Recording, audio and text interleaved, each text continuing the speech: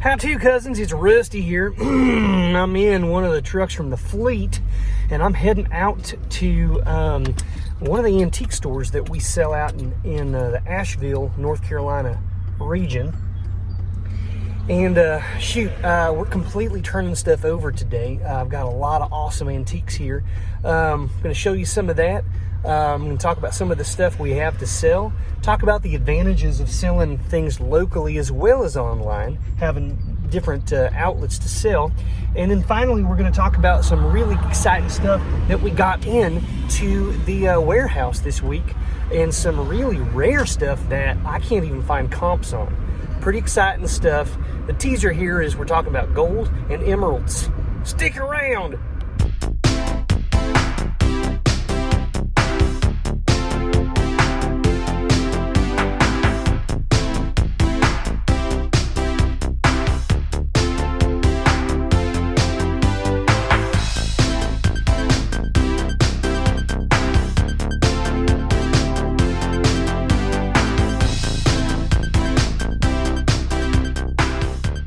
Well, folks, I'm back at the warehouse. I decided you don't need to watch me for 2 hours putting junk into a booth.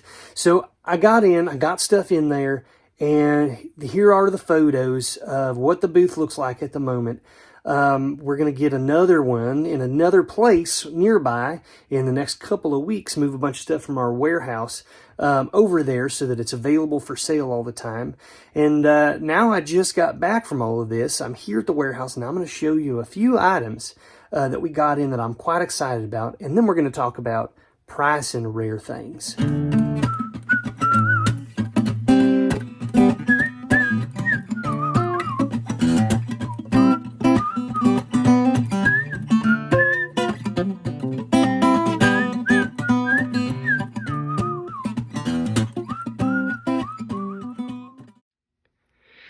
This here is very interesting. We got this today. It was only $10, and it is a little pendant, and inside, as you can see, there's what appears to be little gold flakes or little gold nuggets like you'd pan in a stream or something. Now, this particular piece is marked there 1/20th 12 karat gold filled.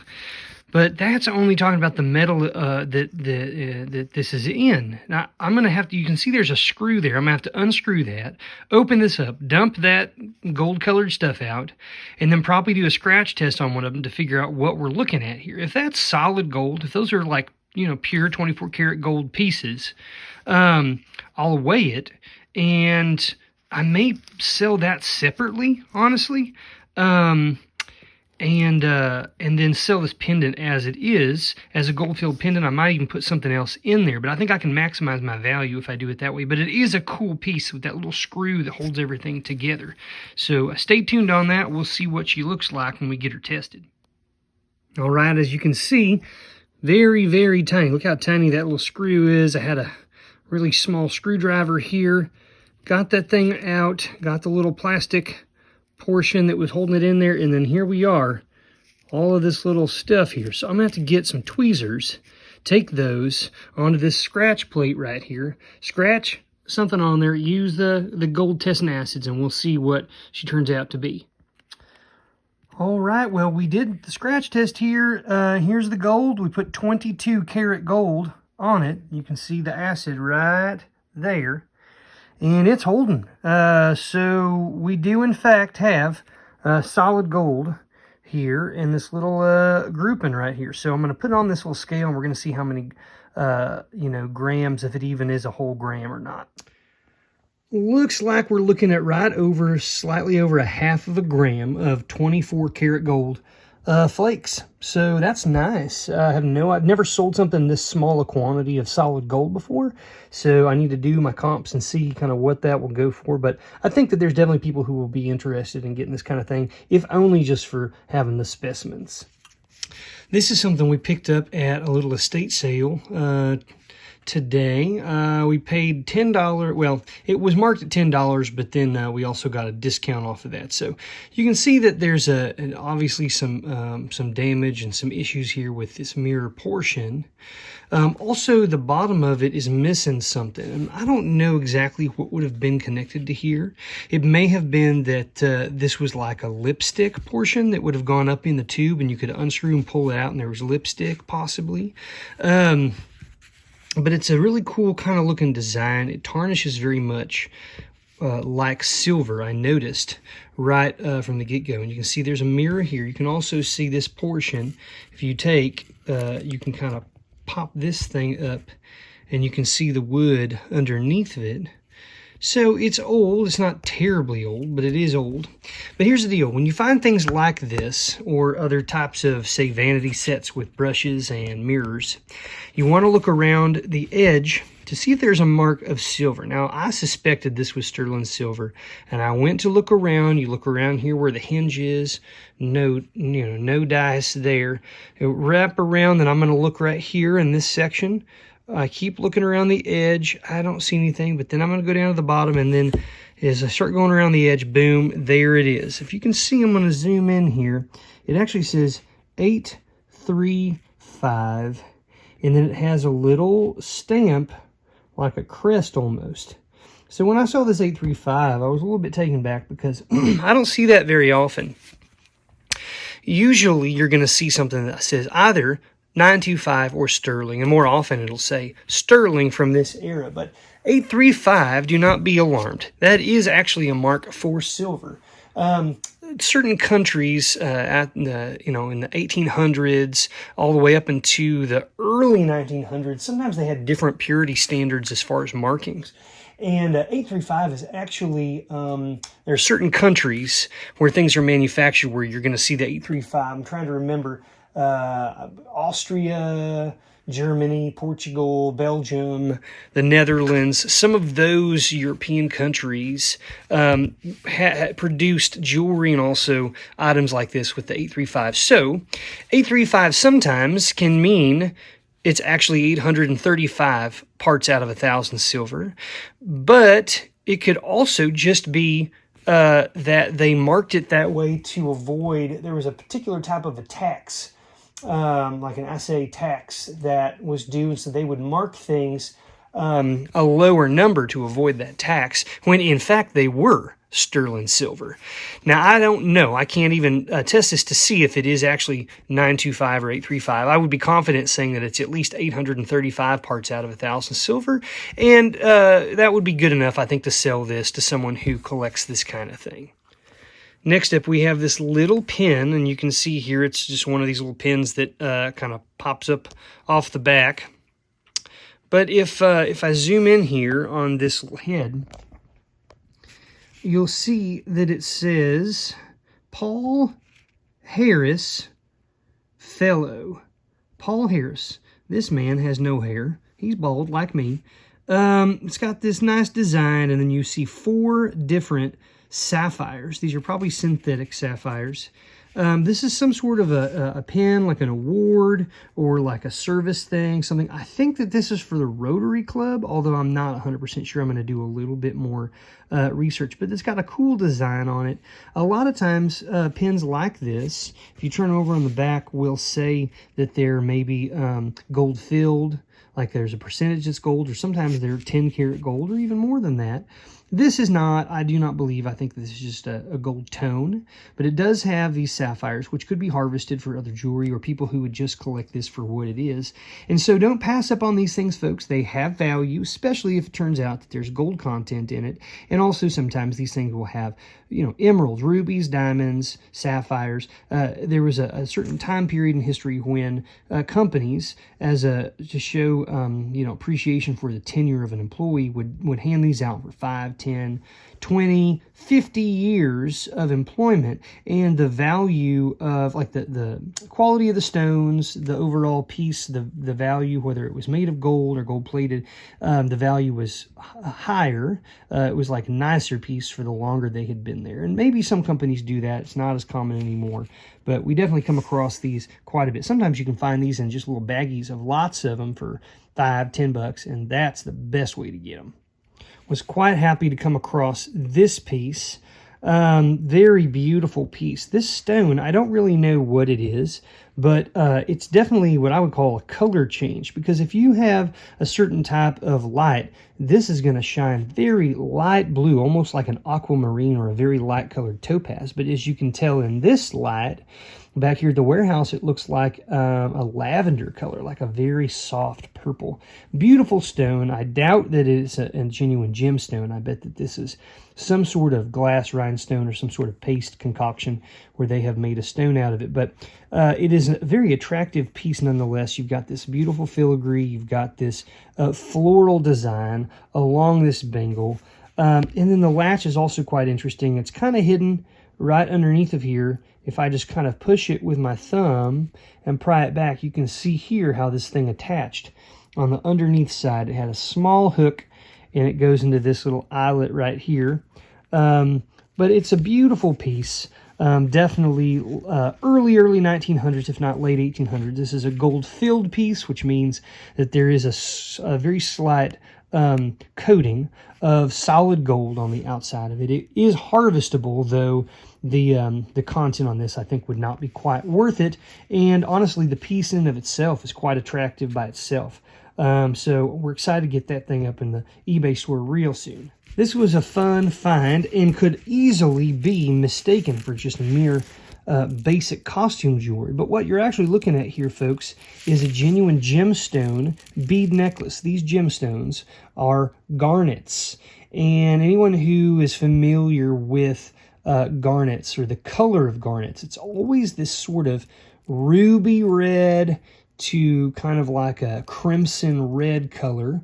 A lot of times they are translucent, though it's kind of a darker red color. And then these little beads tested with a scratch test actually out at 14 karat gold. So we have 14 karat yellow gold beads, interspersed in between, I don't know, every 10 to 12 of these. Let's see, 2, 4, 6, 8, 10. Yeah, every 10 beads, you've got a gold bead. There is no clasp on this. This is made to simply, it's large enough to go over people's heads and come down. We also have, in a previous video, we showed you it was a gold over 900 silver Bohemian garnet ring, which we still have. And so I'm going to throw this up into the store on its own and see if I can sell it. But if this goes a month or two and we don't get the price that we want, folks, I'm going to bundle this up as a lot. I'm going to put the ring in with it because it's a gold tone with this, and that would be a beautiful combination for somebody wanting to wear a garnet and gold color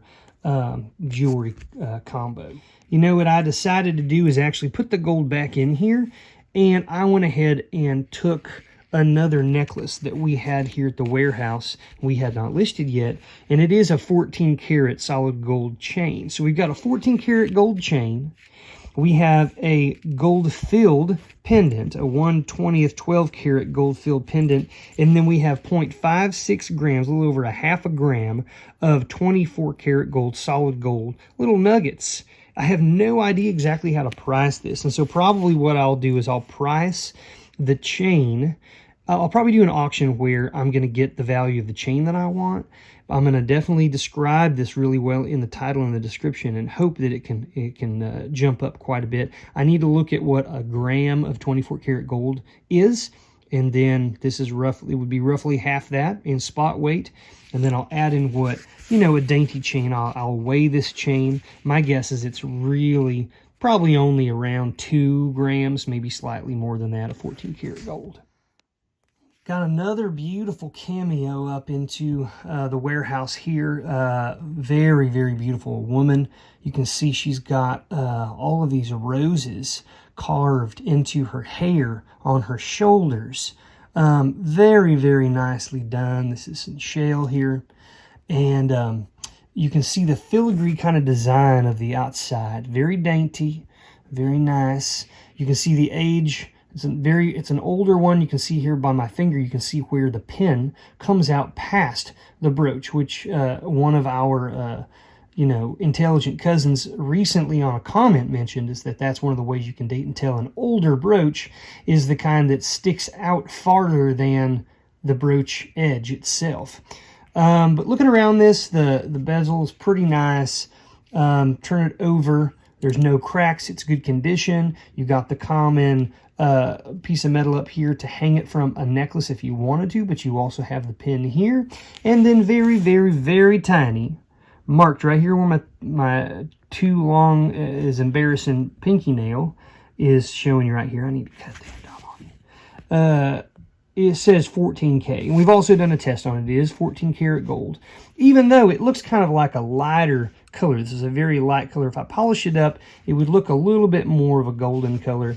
But this is a very large size. If I were to put like this pin that we've already shown is roughly the size of a nickel, okay? So, even a quarter would look very small. This is a big size. You can hold it in my hand, but gorgeous piece. Definitely going to get this up. This is probably, I don't know, we might sell this as high as $750, but my guess is it'll be somewhere in the $500 to $600 range. We paid $250 for it, so we're going to double our money. It just depends on how common this particular motif is. I'm going to do a Google lens on it. I know what it is. I just want to see if it pulls up something exactly like this or not, and then we'll just kind of go from there based on how we price it. All right, this is the thing I'm most excited to show you today. Here it comes. This right here. Look at this. All right, folks, I'm going to pull her out. I'm going to show you. We're going to talk about it. This just came into the warehouse. We just found this recently. What you are looking at is a very old, how old? I don't know yet, but a very, very old button. If I put it down here and you take a look at this, it is roughly, gosh, I don't know, sort of the size of my index fingernail. It has been tested out as 14 karat gold, fairly crudely made on the back. There's no open in the back, but what you're looking at here, folks, is genuine emerald. This is a green emerald, somewhere likely in the range of a 9 to 10 karat emerald. The reason I know that is that we have, just based on size, we have a ruby that is an 8 karat ruby, and it is sort of the same size, a little bit smaller and not quite as deep. Now I know that the weight of emeralds and rubies is different, but just based on the weight and the look of it. But I have no idea, folks, and I'm going to put a little bit of light on this so you can kind of see here. Look at this. It really, really gets bright. Now you can see that there's some fractures, there's some fissures down into this, and no doubt if you look at the surface, as I turn it so that the light catches, it's definitely kind of rough. Seen better days, but the cut, the way that it has been cut, you see that little flash, and then as I rotate it around, you're going to see these little cuts. They are fairly crude. I mean, this thing has been made a long time ago. Now, the big question here, the mystery is, where did this come from, and why was somebody making a button with an emerald in it out of gold? It may be that this isn't a button, but it sure looks like one to me. Not the kind of button that would say go on a jacket. Maybe something on a shirt. It's not quite big enough to be on a jacket, but it could have been something that maybe was, say, sewn into a hat or something like that.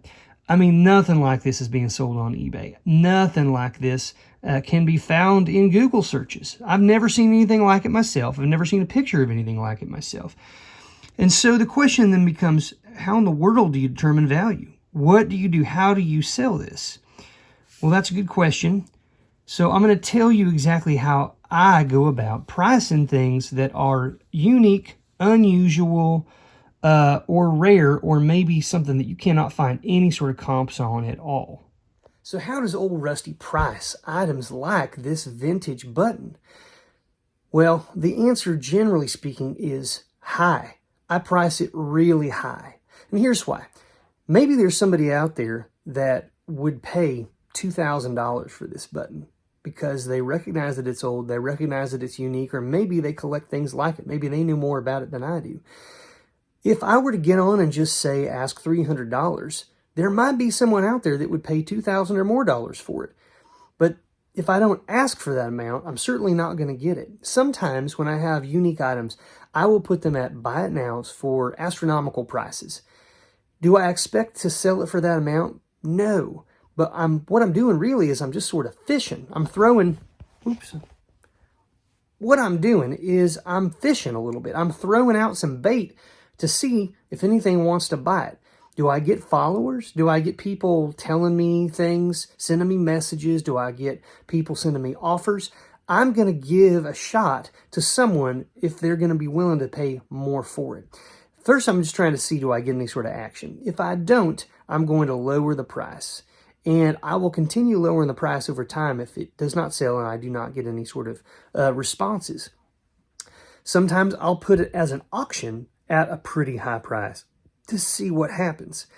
Same situation. But my general advice is if you have something you can't find anything on, you're the only one selling it, please, please, please do not shoot yourself in the foot by just thinking, well, surely no one would pay more than X dollars for it. This couldn't be worth more than $100.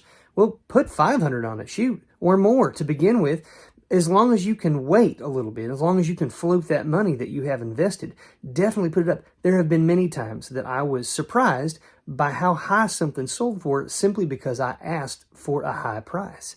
And oftentimes also, if you ask for a high price, let's say I put $2,000 on this and someone offers me $1,500, shoot, I might take that, right? It's not what I was asking, but it's also a lot more than I thought I might get. And so that would be my advice to you. Price things high, and that gives you a lot of options in the future. Moving on, I mean, this is just some newer stuff coming in. We got various Hummel figures here. We got some Coca-Cola products, some vintage, figures. Some of these are like Native Americans. Some of these are cowboys. Some of them are spacemen. We got various belt buckles up in here. We got some watches. We've got, what is this? This looks like one of these traveling clocks. Yeah, it's a Seth Thomas brand, as a matter of fact. One of these traveling ones that you can kind of just put in your briefcase there. Some of these old mugs that are kind of hand-painted, worked on. Just other stuff. And look at this. I mean, these are... This is not obviously the optimal way to store this. This just came in a box of various things we bought. And so it's time to go through. This could be a Murano piece. I don't know if it is or not. The way that base, I'm guessing not. But definitely that style for sure. And so we'll have to do some work to get that all. But we got some other cool stuff. Look at this. This is like a jadeite, jade type color. Little dish. It's a beautiful. I love that color. That kind of. It's not exactly mint. It's almost like it's not apple green, but it's like a very light, almost like an apple that's not ripe yet kind of color. I love that color. Blue's my favorite color, folks, but that green color is just it's competing. I might start changing my mind. It's clear we've got some other stuff down in here. Look at this, coins. Some various other costume jewelry, it looks like. We got an old fossil here. Whoa. I'm going to break some of that if I'm not careful.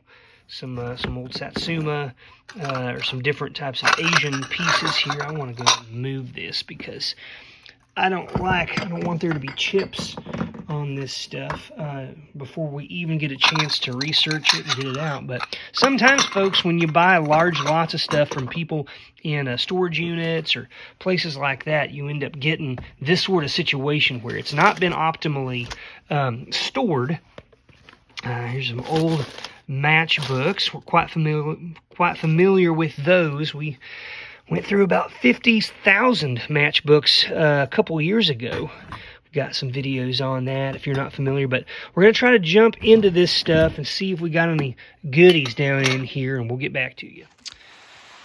We have finished sorting all of the jewelry we have left that we need to get up in the store. These are bags of similar items from one another. We've got some larger bags of necklaces, bracelets, separate from things like brooches, separate from other types of necklaces. We got stuff that's just from West Germany or just from Austria that's older. We've got just pendants.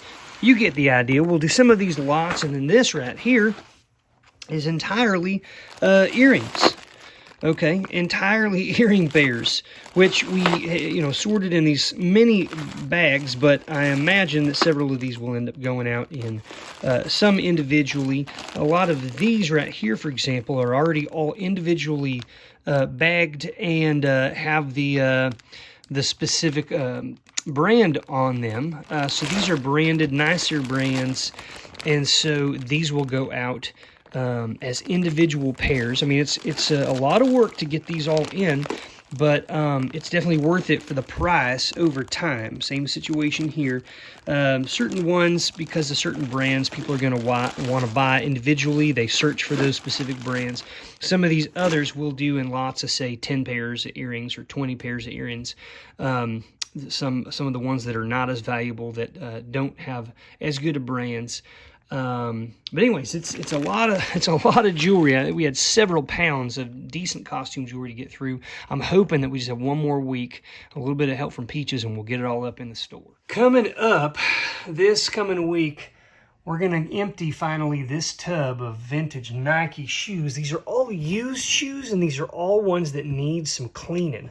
And so we'll have ourselves an afternoon where we get a bunch of these out, and we kind of clean them up, get them photographed in the store. So we're going to move from this, and then we're going to, if I slide on over here back to the desk area, we're going to get a bunch of our vintage or an antique artwork, oil paintings and such. That's a beautiful one right there. Really kind of thick paint. If you get real close, you'll see. And it's got a name. I don't know whose it is, but this is an artist named William Edward Norton. I just think it's kind of, at first I thought it was sort of melancholy, but the more I look at it, the more it feels peaceful to me. It's quite nice. We got some old prints up here, as well as other, just a variety of oil paintings, folks. This is a beautiful one. This is definitely probably an English artist, although I don't see a signature. Well, it's not a signature. Look at this. It's just like it's like a monogram, and I can't get it in the light, but I don't know if you can see that right there. Yeah, do you see that? It's almost like an initial or initials, and then it says -87. So we're looking at 1887 for this one. Not exactly sure who the artist is, but we're gonna have to do some research, probably a little bit of cleaning involved here, maybe some touch-up work on the frames themselves. I really like this frame. It's very understated, but it's kind of like an Art Nouveau style here, because it's sort of floral kind of, but it just sort of flows. It's very curvy. That's what I think of when I think of Art Nouveau, and straight lines when I think of Art Deco. But anyhow, folks, we're going to be getting into this stuff this coming week. We're going to cross-promote. So we're going to list this stuff in our eBay stores, and then we're going to take it to a local place, and we're going to hang it up in a booth, and it will sit there and be for sale. And if it sells, we'll take it down from eBay. If it sells on eBay, we'll go and we'll retrieve it from the store, and we'll ship it out. Thank you, cousins, for joining us today for this video. It was a short one, but we got to get back into it. We got a lot to do. We got another couple of really cool videos coming in the next couple of weeks, so look for those. And a lot of people have been asking recently, where do you sell at? We sell locally, but we also sell on eBay pretty heavily. If you want to see what our store is called or how to get there, and other pertinent information to our videos, just check in the description of these videos. We usually put that there. Do we help people sell stuff sometimes? Yes. Will we do evaluations of things if you send us photos and it makes sense? If we know about it, we will. We'll work with you. If you see something on here that you want to buy and it's not a 2-year-old video, if you think we still have it, feel free to email us. Our email is a part of the channel, so you can check that out, or we might respond back to you. And if you see stuff that you can help us with that we don't know about, we show you something, feel free to leave us a comment. So many of you cousins have been helping us out so much lately, giving us some great information. Some people have even sent us a couple bucks here and there just to show your gratitude. And so, man, that is just overwhelmingly generous and kind of you. Thank you guys for all the kind words. It makes this a fun thing to do. Anyhow, you cousins have a great week. Good luck and treasure hunting out there. Hope you find some great things, and we'll be coming back to you soon. Ahora estás viendo a Rusty como Rusty, Rusty, Rusty how to Rusty, Rusty, Rusty how to Rusty, Rusty, Rusty how to Rusty, Rusty.